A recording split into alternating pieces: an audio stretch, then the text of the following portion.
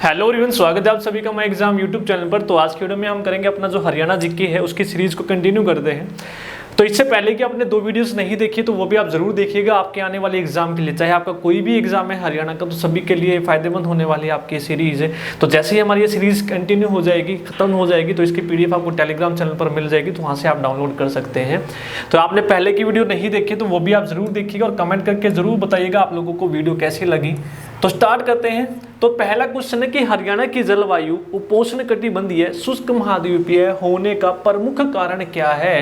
कि हरियाणा की जो जलवायु है उपोष्ण कटिबंधीय शुष्क महाद्वीपीय क्यों है? तो लैंडलॉक्ड राज्य है इसके कारण है, हिमालय पर्वत से दूरी के कारण है, या समुद्र से दूर होने के कारण है, या नदियों की कमी के कारण है? तो इसका आंसर बताइए क्या होगा। तो क्या है इसकी, तो यहाँ पर आंसर हमारा हो जाएगा समुद्र से दूर होने के कारण जो हरियाणा की जलवायु है वो कौन सी? उपोष्ण कटिबंधीय शुष्क महाद्वीपीय जलवायु। अब देखिए एक और यहाँ से आपसे प्रश्न पूछा जाएगा कि जो महाद्वीपीय जलवायु है इसके कारण हरियाणा की जलवायु में भिन्नता पाई जाती है। भिन्नता का मतलब कि उत्तरी भाग के जो इलाके हैं उनमें गर्मी और सर्दी में अधिक अंतर पाया जाता है तापमान में। तो ये आप लोगों को एडिशनल प्रश्न यहाँ पर याद रखना है कि भिन्नता के कारण, ठीक है, क्या होता है कि उत्तरी भागों में सर्दी गर्मी के तापमान में अधिक अंतर होता है, और वो किसकी वजह से? महाद्वीपीय जलवायु होने के कारण हरियाणा की जलवायु में भिन्नता पाई जाती है। ये आप लोगों को याद रखना है।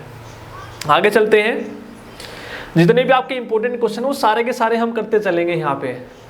अगला है डॉक्टर व्लादिमीर कोपेन के अनुसार हरियाणा में कितनी जलवायु का उल्लेख किया है? देखो जो डॉक्टर व्लादिमीर कोपेन है उसने हरियाणा की 2 जलवायु का उल्लेख किया है। वो कौन कौन सी है? आर्द्र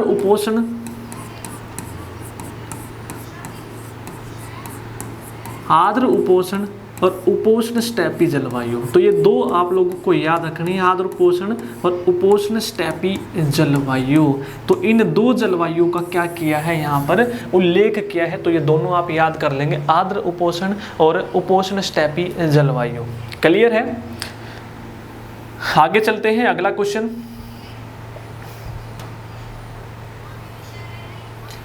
कि शिवालिक के किस भाग का तापमान रात्रि में हिमांक बिंदु तक पहुंच जाता है? देखिए शिवालिक को यहाँ पर ही रखते हैं। यहाँ पर वो पूछ रहा है कि किस भाग का तापमान रात्रि में हिमांक बिंदु तक पहुंच जाता है? तो कौन से भाग का भाई? उत्तरी भाग का। तो शिवालिक आपका हरियाणा में कहाँ कहाँ पे लगता है? तो आप ध्यान से देखेंगे शिवालिक की जो पहाड़ियाँ हैं वो कौन कौन सी हैं, पहली वीडियो में हम ये कर चुके हैं। तो शिवालिक की जो पहाड़ियाँ लगती है भाई 3, पंचकुला, अंबाला और यमुनानगर। आप ध्यान रखेंगे तो इसके उत्तर में जो तापमान है वो हिमांक तक क्या होता है? पहुँच जाता है। तो ये चीजें आप लोगों को यहाँ पर याद रखनी है। क्लियर है? तो इसका आंसर क्या हो जाएगा भाई? उत्तरी भाग। क्या हो जाएगा? उत्तरी भाग। अगला करते हैं क्वेश्चन। यदि वीडियो पसंद आ रही है तो लाइक करना ना भूलिएगा और कमेंट करके जरूर बताइएगा जो अपनी जो सीरीज है आप लोगों को वो कैसी लग रही है। ठीक है। अगला प्रश्न यहाँ पर दिया है कि हरियाणा के पश्चिमी भाग में, हरियाणा के पश्चिमी भाग से निकलने से कितने वायुदाब की रेखा गुजरती है? देखिए यहाँ पर 2 तरीके के प्रश्न पूछे जाएंगे, एक पश्चिमी भाग से, एक पूछेगा पूर्वी भाग से। तो पश्चिमी भाग की यहाँ पर बात करें तो 998 मिलीबार जो है आपका वायुदाब की रेखा गुजरती है, और वहीं आपसे पूर्वी की पूछे तो आपको याद रखना 1018 मिलीबार वायुदाब की जो रेखा है वो गुजरती है हरियाणा के। तो दोनों प्रश्न आपको याद रखने हैं, पश्चिमी के भी और पूर्वी के दोनों आप लोगों को याद रखने हैं। अगला है हरियाणा के में किन महीनों के मध्य तापमान में तीव्रता से वृद्धि होती है? देखो कौन से महीने में बोला है यहाँ पर वृद्धि होती है तापमान में, कि तापमान एकदम से बढ़ता है। अब देखो जो आपकी ऋतु है तो 3 आपको ऋतु याद रखनी है मेन, ग्रीष्म ऋतु, शीत ऋतु और वर्षा ऋतु। तो ये 3 ऋतु आपको याद रखनी है। तो आपकी जो ग्रीष्म ऋतु जब आती है तो आपका जो तापमान है एकदम से बढ़ता है, और वो कब से कब होता है? तो देखिए कौन से महीने में आपको दिख रहा है यहाँ पर, मार्च से जून, मार्च से जुलाई, अप्रैल से जून या मई से जुलाई। लेकिन मार्च के अंत में आपका शुरू होने लग जाता है मध्य में, और जून आपको याद रखना है। तो कौन सा हो जाएगा? मार्च से जून आप लोगों को याद रखना है। क्लियर है? ये आप लोगों को याद रखना है। और यहाँ पर याद रखेंगे, देखो मध्य मार्च में शुरू हो जाती है गर्मियाँ, जून तक है। यहाँ पर देखो मार्च दिया है, फिर जुलाई में थोड़ी वर्षा के कारण जो तापमान है उसमें गिरावट आ जाती है, तो वृद्धि। तो यहाँ पर औसत तापमान की बात करें तो कितना रहता है, तो ये भी आपको याद रखना कि 35 डिग्री सेल्सियस। सबसे ज़्यादा गर्मी कौन से महीने में पड़ती है, तो आपको याद रखना है मई जून के महीने में। तो ये आपको सारे के सारे प्रश्न याद रखने हैं कि हरियाणा में जो तापमान है अधिकतम कितना पहुंच जाता है, 49 डिग्री सेल्सियस। और जो आपके राजस्थान से सटे हुए इलाके हैं दक्षिण पश्चिम के, वहां पर 50 डिग्री सेल्सियस तक भी पहुंच जाता है। तो ये सारी की सारी चीजें आप लोगों को यहाँ पर याद रखनी है।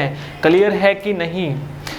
मई जून में औसत तापमान आपको याद रखना है कि मई जून में सबसे ज्यादा गर्मी पड़ती है और इसमें औसत तापमान कितना पहुंच जाता है, 49। वैसे औसत याद रखेंगे 35, वैसे औसत याद रखेंगे आपका 35 डिग्री रहता है ग्रीष्म ऋतु में तापमान, और 50 तक भी पहुंच जाता है दक्षिणी पश्चिमी इलाकों में। देखो कहाँ पर है दक्षिणी पश्चिमी इलाके, जो आपके समुद्र कह रहा हूँ मैं, सॉरी, राजस्थान से सटे हुए जो इलाके, ये राजस्थान है अपना, ये राजस्थान से जो ये सटे हुए इलाके हैं, यहाँ पर गर्मी ज़्यादा होती है। तो ये आप लोगों को याद रखना है।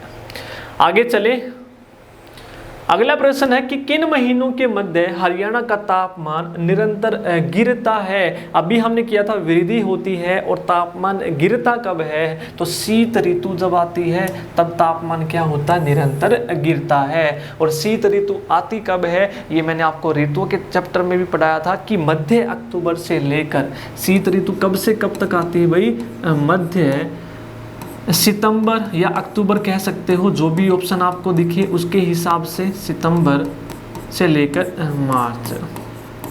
ठीक है, अब देखो यहाँ पर ऑप्शन पढ़ो। पहला है यहाँ पर अक्टूबर से जनवरी, अक्टूबर से जनवरी यहाँ पर दिया है, अक्टूबर से जनवरी। फिर उसके बाद दिया सितंबर से आपका दिसंबर, अक्टूबर से नवंबर, नवंबर से जनवरी।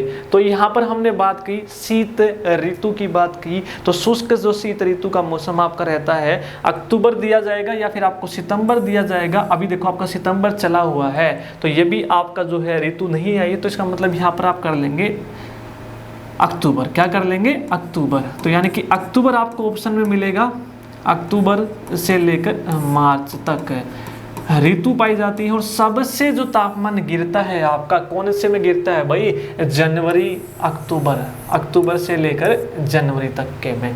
ये आप लोगों को याद रखना है, अक्टूबर से लेकर जनवरी में तापमान जो है आपका गिरता है। और हरियाणा में जो औसत तापमान रहता है शीत ऋतु में वो 12 डिग्री सेल्सियस रहता है, और कुछ इलाकों में तो ये 0 डिग्री तक पहुंच जाता है, जो शिवालिक से सटे हुए इलाके हैं।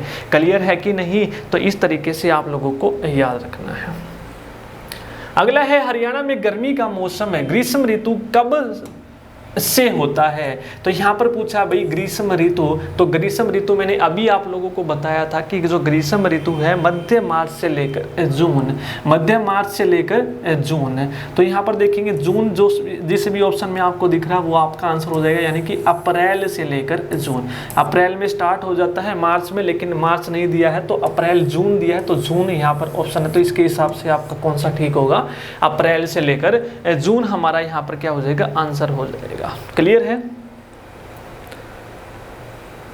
आगे चलते हैं। अगला प्रश्न है कि ग्रीष्म ऋतु में हरियाणा का औसत तापमान, अभी अभी मैंने बताया था कि ग्रीष्म ऋतु में दो चीजें आपको बताई थी कि ग्रीष्म ऋतु में हरियाणा का जो औसत तापमान रहता है कितना रहता है, भी 35 है। और सबसे ज्यादा गर्मी कब से कब तक होती है, मई जून। इसमें जो तापमान है 49 डिग्री सेल्सियस तक भी पहुंच जाता है, कुछ इलाकों में 50 तक भी पहुंच जाता है। तो यहाँ पर पूछा गया है कि ग्रीष्म ऋतु का औसत तापमान कौन सा होगा, 35 हो जाएगा। कौन सा हो जाएगा, 35।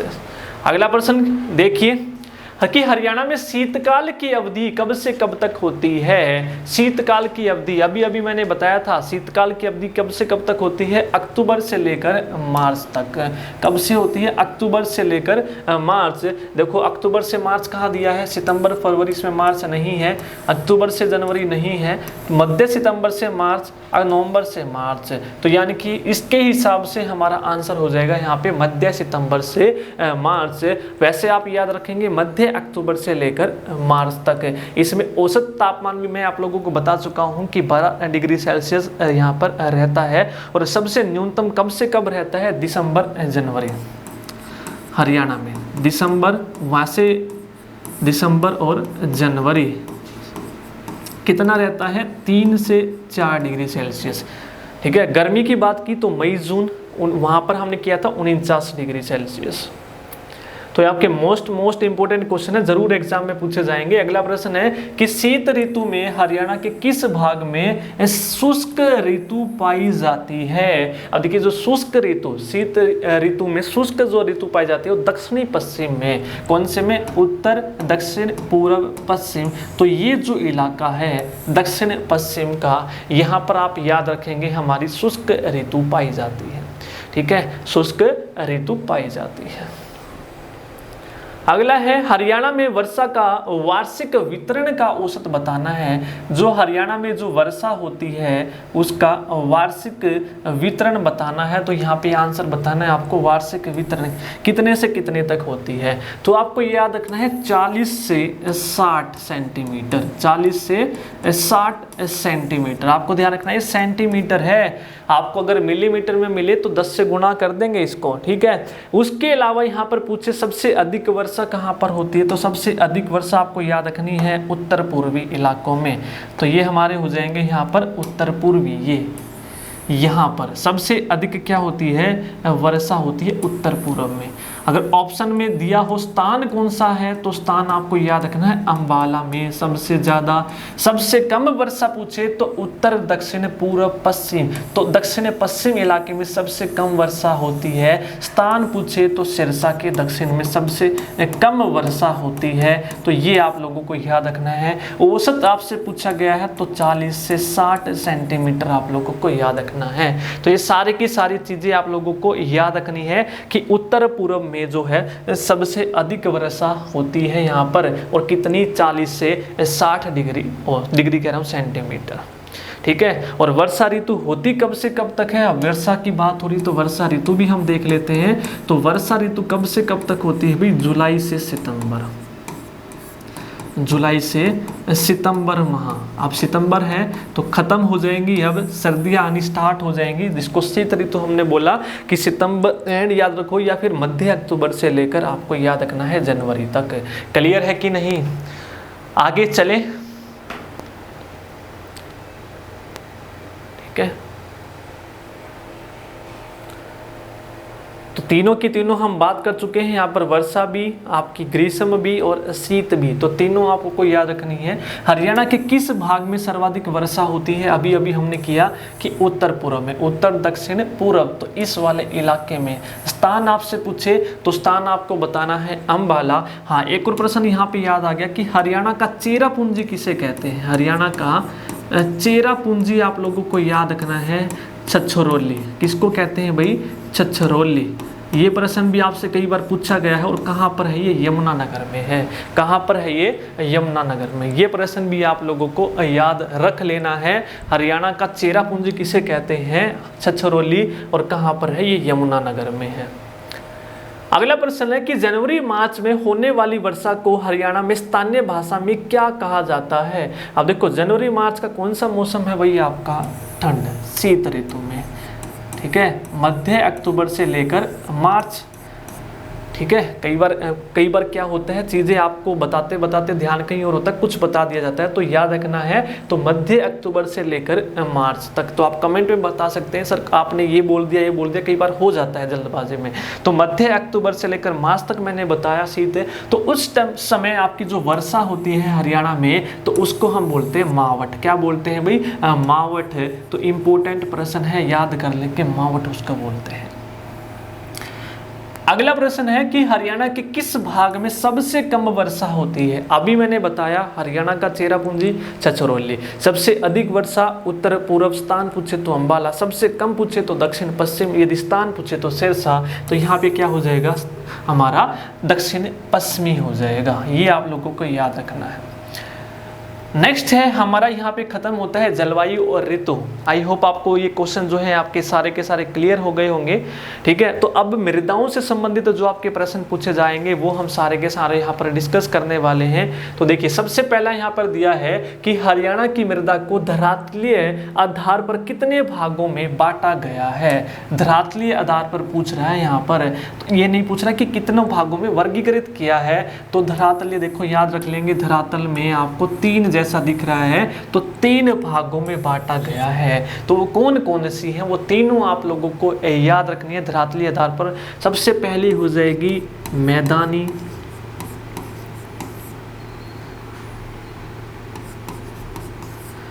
फिर हो जाएगी पहाड़ी और तीसरी हो जाएगी रेतीली।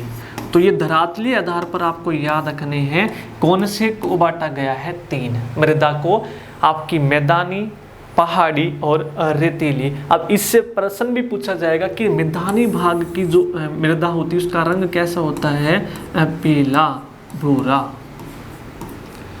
ठीक है, पहाड़ी आप लोगों को याद रखना है तो चट्टानी होती है इसमें, और रेतीली का रंग कैसा होता है, भूरा। कैसा होता है भाई, भूरा। तो ये प्रश्न भी आपको याद रखने हैं। क्लियर है, ये आपकी पीले भूरे रंग की पहाड़ी और रेतीली का रंग पूछा जाएगा तो आपको याद रखना है भूरा हो जाएगा, और ये पथरीली होती है आपकी पहाड़ी। क्लियर है, तो मृदाओं से ये प्रश्न आपका पूछा जाएगा जितने भी इंपॉर्टेंट है। यदि आपको टॉपिक वाइज वीडियो देखनी है तो मैंने डाल रखी है, कंप्लीट मृदा वहाँ पर करवा रखी है, यहाँ पर हम प्रैक्टिस कर रहे हैं तो जल्दी चलेंगे थोड़ा। अगला है कि हरियाणा के पहाड़ी क्षेत्र की मृदा है। अभी हमने किया कि 3 प्रकार की मृदा है धरातलीय आधार पर, मैदानी, पहाड़ी और रेतीली। तो पहाड़ी क्षेत्र की जो मृदा है भाई वो कैसी होती है, पथरीली यानी कि चट्टानी आप लोगों को याद रखना है। क्लियर है, पीली भूरी कौन सी होती है, मैदानी, भूरी कौन सी होती है, रेतीली।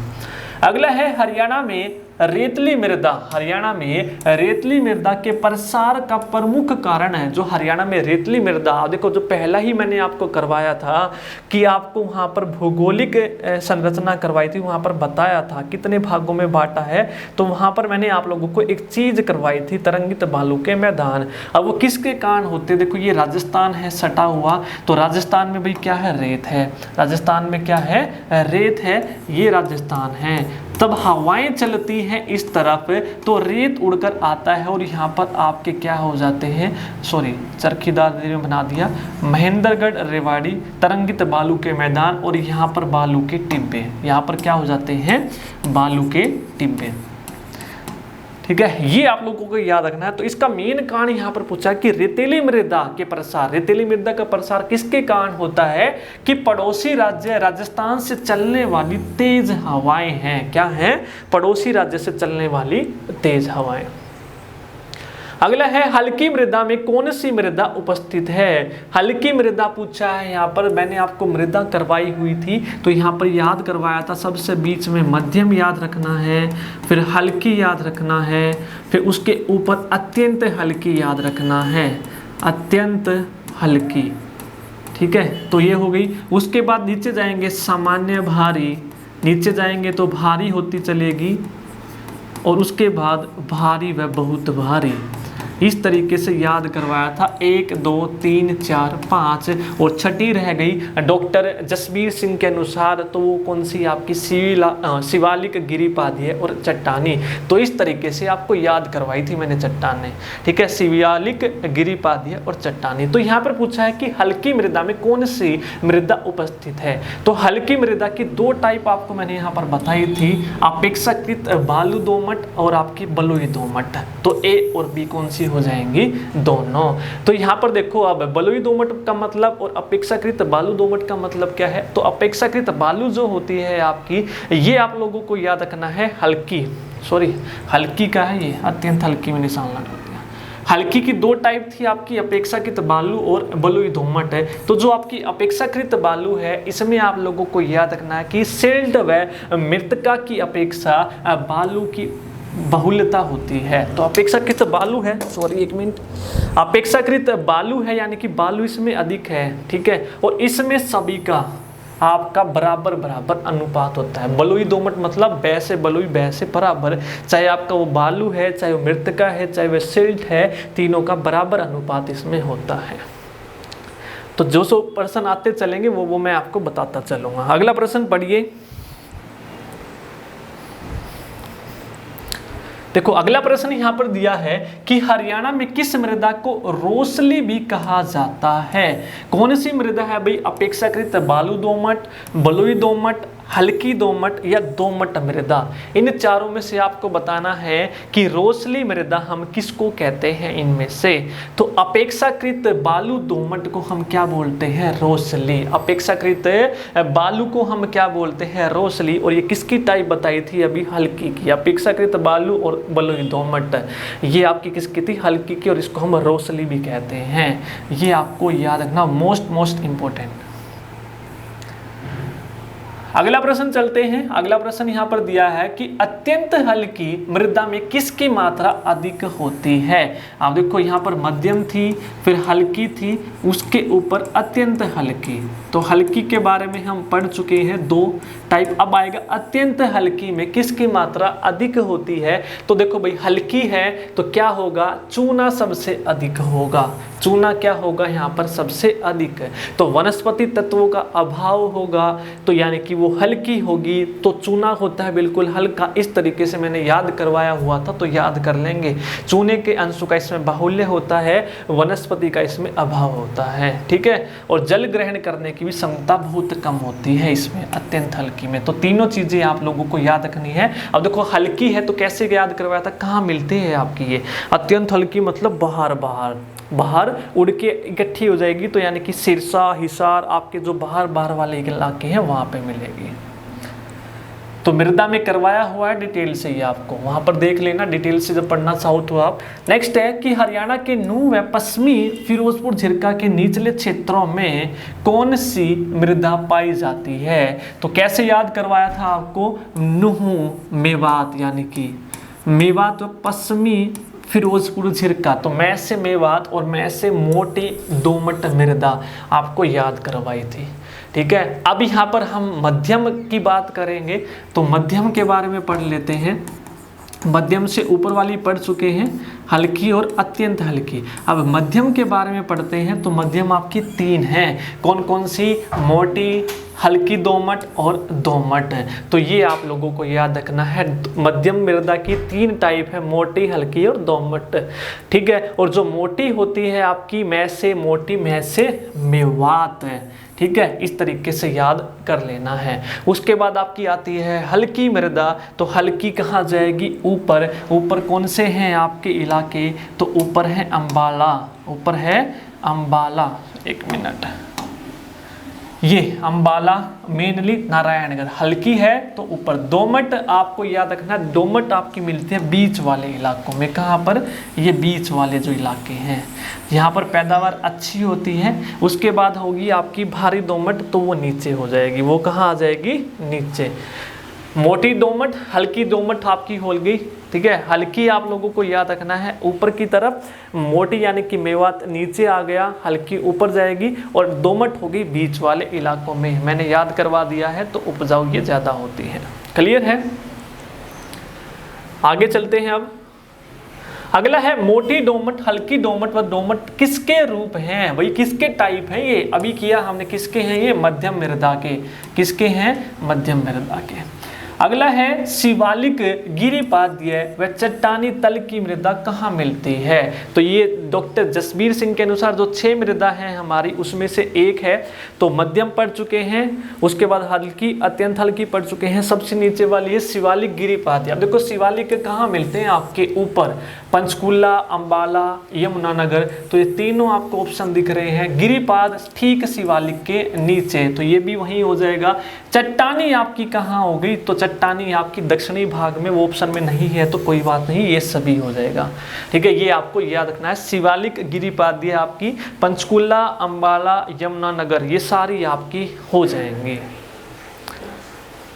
अगला है निम्न में से कौन सी मृदा वर्षा ऋतु में चिपचिपी हो जाती है। अब देखो चिपचिपी हो जाती है कौन सी मृदा? अब देखो जो भारी मृदा है आपकी, मध्यम से नीचे होती है सामान्य भारी और फिर भारी, उसके नीचे आपकी आएगी शिवालिक जो पढ़ चुके हैं। तो वर्षा में चिपचिपी हो जाती है तो वो आपकी कौन सी है, आप लोगों को बताना है। वर्षा में चिपचिपी हो जाती है आपकी भारी। देखो पहले से ही भारी है तो भारी मिट्टी को पकड़े रखना है तो चिपका के रखो। तो इस तरीके से याद करेंगे तो वर्षा में चिपचिपी कौन सी हो जाती है, हमारी भारी मृदा हो जाती है। तो भारी के बारे में आपको याद रखना है। तो ये वर्षा में क्या हो जाती है, चिपचिपी आपकी, ठीक है। और ये मिलती कहाँ पर है, तो भारी आपको याद रखना है थानेसर फतेहाबाद, थानेसर और फतेहाबाद। तो यहाँ पर प्रश्न पूछा जाएगा कि थानेसर और फतेहाबाद में आपकी कौन सी नामक आपकी भारी मृदा पाई जाती है, तो आप याद करेंगे सोलर नामक, सोलर नामक कठोर। ये आपसे प्रश्न पूछा जाएगा इस तरीके से। क्लियर है। अगला करते हैं कि इनमें से निम्नलिखित में से किस जिले में लाल चेस्टनट मिट्टी पाई जाती है। वेरी इंपॉर्टेंट, प्रीवियस एग्जाम में पूछा गया है। तो यमुनानगर में लाल चेस्टनट मिट्टी जो है पाई जाती है, यमुनानगर में। तो इस तरीके से आपको याद करना है। क्लियर है। तो ये आपके क्वेश्चन थे। आई होप आपको क्लियर हो गए होंगे, आपकी प्रैक्टिस हो गई होगी। फिर भी आपका कोई डाउट है तो इसी तरीके से हम टॉपिक अपने कवर करते रहेंगे। यदि आप थ्योरी पार्ट देखना चाहते हैं तो उसकी प्लेलिस्ट मैंने बना रखी है। अगर आपको वीडियो पसंद आई तो लाइक शेयर करना मत भूलिएगा। धन्यवाद।